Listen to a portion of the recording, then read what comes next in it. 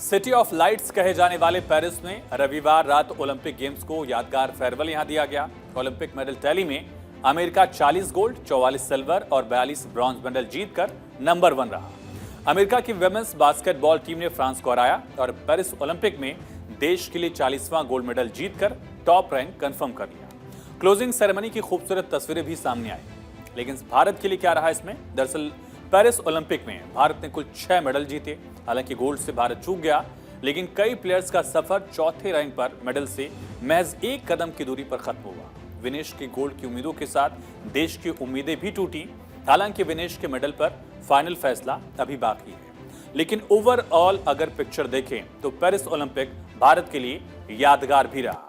Track and field में Neeraj Chopra athletics में लगातार 2 ओलंपिक्स में मेडल लेके आए। मनु भाकर आजाद भारत में पहली ओलंपियन बनी जिन्होंने एक ही ओलंपिक में 2-2 मेडल जीते। हॉकी टीम भी लगातार 2 ब्रॉन्ज जीतकर देश की उम्मीदों का झंडा बुलंद कर रही है। क्या टैली रही इस बार की, ये आपको दिखाते हैं। अमेरिका टॉप पर है 40 गोल्ड के साथ, लेकिन सिल्वर में अमेरिका चीन से आगे था, इस वजह से अमेरिका दरअसल टॉप पर रहा। चीन नंबर 2 पर और जापान नंबर 3 पर 20 गोल्ड के साथ। भारत 71वें नंबर पर, क्योंकि भारत का गोल्ड नहीं था। और कुल मेडल भारत ने 6 हासिल की। ये टॉप रैंकिंग्स आप पेरिस ओलंपिक की देख रहे हैं। और भारत की इस मेडल टैली में एक राज्य का सीधा दबदबा है। हरियाणा एक बार फिर से मेडल टैली का प्रधान बना हुआ है। पेरिस ओलंपिक 2024 में हरियाणा छाया रहा और हरियाणा के खिलाड़ियों ने शानदार प्रदर्शन करते हुए देश के लिए मेडल जीते। भारत ने 6 मेडल जीता है, जिसमें 4 अकेले हरियाणा के खिलाड़ियों के नाम है। वहीं जिस हॉकी टीम ने मेडल जीता ब्रॉन्ज, उसमें भी हरियाणवी खिलाड़ियों ने अहम भूमिका निभाई है। भारत की 2% आबादी वाला राज्य हरियाणा जीते गए सभी ओलंपिक पदकों में करीब 30% की अकेले हिस्सेदारी रखता है। इस बार भारत के पेरिस ओलंपिक दल में 21% खिलाड़ी हरियाणा के ही थे। खेलों में हरियाणा का एक तरफा दबदबा दिखता है। भारत ने पेरिस ओलंपिक में 6 मेडल जीते, जिसमें 4 पदक हरियाणा के खिलाड़ियों के नाम रहे।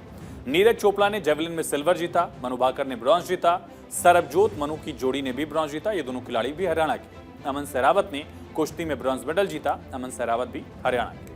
और ब्रॉन्ज विनिंग हॉकी टीम में भी हरियाणा के संजय, अभिषेक, सुमित जैसे खिलाड़ी रहे हैं। 2023 के एशियन गेम्स में भी भारत ने 107 मेडल जीते थे।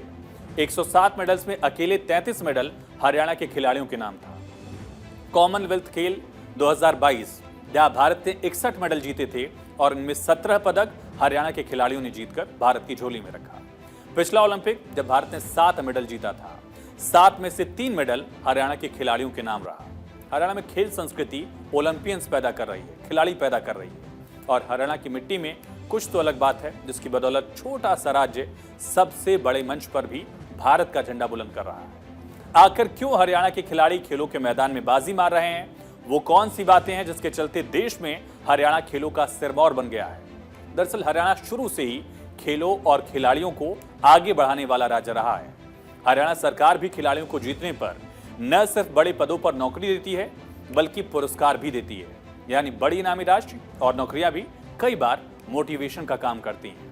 हरियाणा में ओलंपिक के लिए सबसे ज्यादा पुरस्कार की राशि तय की गई है। कोई गोल्ड मेडल जीत कर आता है, उसके लिए 6 करोड़ की राशि, सिल्वर मेडलिस्ट के लिए 4 करोड़, ब्रॉन्ज मेडलिस्ट के लिए 2.5 करोड़ और ओलंपिक क्वालिफाई करने पर भी सरकार मदद करती है। एशियन गेम्स के लिए भी ये तय है। गोल्ड मेडल लेकर आने पर 3 करोड़ रुपए की राशि, सिल्वर पर 1.5 करोड़, ब्रॉन्ज मेडलिस्ट के लिए 75 लाख की राशि हरियाणा सरकार देती है। इसके अलावा नौकरियां भी देती है तमाम मेडलिस्ट को। हरियाणा में कॉमनवेल्थ गेम्स के लिए भी पुरस्कार है। गोल्ड मेडल लेकर आने पर 1.5 करोड़ रुपए, सिल्वर पर 75 लाख और ब्रॉन्ज पर 50 लाख की राशि सरकार देती है। सरकारी नौकरियां भी देती है, इनाम की राशि भी देती है और यही वजह कि खेल संस्कृति हरियाणा में लगातार आगे बढ़ रही है। आपने देखा होगा कि क्रिकेटर भले ही बहुत ज्यादा न निकलते हो हरियाणा से, लेकिन वैश्विक मंचों पर भारत की खेल में कामयाबी का इंजन रूम जो है वो हरियाणा बन चुका है। हरियाणा सरकार ने राज्य में स्पोर्ट्स इंफ्रास्ट्रक्चर में इन्वेस्ट किया है, वित्तीय प्रोत्साहन दिया है, सरकारी नौकरियां दे रही है, हर सुविधा सरकार मुहैया कराती रही है। और आज से नहीं, पिछली 2 दशकों से भी ज्यादा वक्त से हरियाणा में यह सिलसिला जारी है। साल 2000 में ओम प्रकाश चौटाला मुख्यमंत्री थे, तब राज्य ने पहली बार घोषणा की थी कि हर ओलंपिक पदक विजेता को 1 करोड़ रुपए का नकद पुरस्कार देंगे। सोचिए, साल 2000 था, उस समय 1 करोड़ रुपए की कीमत बहुत ज्यादा रही, वैल्यू जो है बहुत ज्यादा रही। इस घोषणा ने हलचल मचा दी थी। हुड्डा सरकार आई, हुड्डा ने भी हरियाणा खेल नीति 2006 के साथ इसे एक कदम और आगे बढ़ा दिया। इसने खेल उपलब्धियों को न केवल नकद प्रोत्साहन से जोड़ा, बल्कि सरकारी नौकरियों के रूप में रोजगार से भी कनेक्ट किया। नारा दिया गया, पदक लाओ पद पाओ।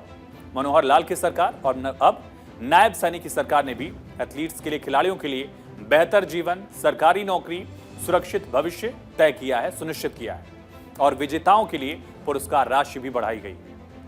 हरियाणा सरकार ने इस बार ओलंपिक खेलों में हिस्सा लेने वाले खिलाड़ियों के सम्मान के लिए कार्यक्रम की तैयारियां अभी से शुरू कर दी हैं। 17 अगस्त को बाकायदा रोहतक में सभी खिलाड़ियों का सम्मान किया जाएगा। खुद खेल मंत्री संजय सिंह ने जानकारी दी और कहा कि ओलंपिक में जो भी खिलाड़ी पदक जीत कर आए हैं उनके लिए सरकार की तरफ से सम्मान समारोह का आयोजन किया जाएगा। देश की कुल 2% आबादी हरियाणा में है, लेकिन मेडल्स के मामले में 30% तक का आंकड़ा हरियाणा के साथ रहता है और एक बड़ी कामयाबी है। बाकी राज्य भी देश के हरियाणा से सीख सकते हैं कि कैसे खेलों को प्रोत्साहन देना है, कैसे खिलाड़ियों को आगे बढ़ाना है।